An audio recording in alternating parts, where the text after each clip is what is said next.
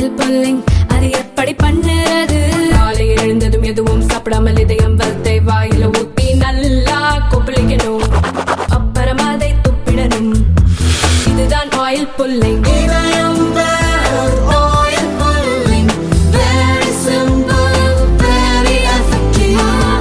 ஜம்மு காஷ்மீரின் பாதுகாப்பு நிலையை மதிப்பாய்வு செய்யும் உயர்மட்ட கூட்டத்தை மத்திய உள்துறை அமைச்சர் அமித் ஷா டெல்லியில் நடத்தினார்.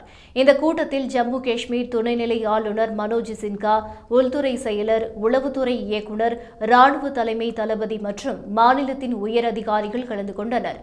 இதுகுறித்து அமித் ஷா கூறுகையில், ஜம்மு காஷ்மீரில் இருந்து பயங்கரவாதத்தை முற்றிலுமாக அழிக்க மத்திய அரசு உறுதியாக இருப்பதாக தெரிவித்தார். மேலும் பிரதமர் மோடி தலைமையிலான அரசின் தொடர்ச்சியான மற்றும் ஒருங்கிணைந்த முயற்சிகளின் மூலம் மாநிலத்தில் பயங்கரவாத சூழல் கணிசமாக குறைந்துள்ளது என்றும், ஊடுருவலை முற்றிலுமாக நிறுத்தும் நோக்குடன் பயங்கரவாதத்திற்கு எதிரான நடவடிக்கைகளை தீவிரப்படுத்துமாறு அனைத்து பாதுகாப்பு அமைப்புகளுக்கும் அமித் ஷா உத்தரவிட்டார். போதைப்பொருள் வர்த்தகத்தின் மூலம் கிடைக்கும் வருமானம் தீவிரவாத நடவடிக்கைகளுக்கு நிதியாக பயன்படுவதால் அதனை தடுக்க உடனடி நடவடிக்கை எடுக்க வேண்டும் என்றும் அவர் குறிப்பிட்டார்.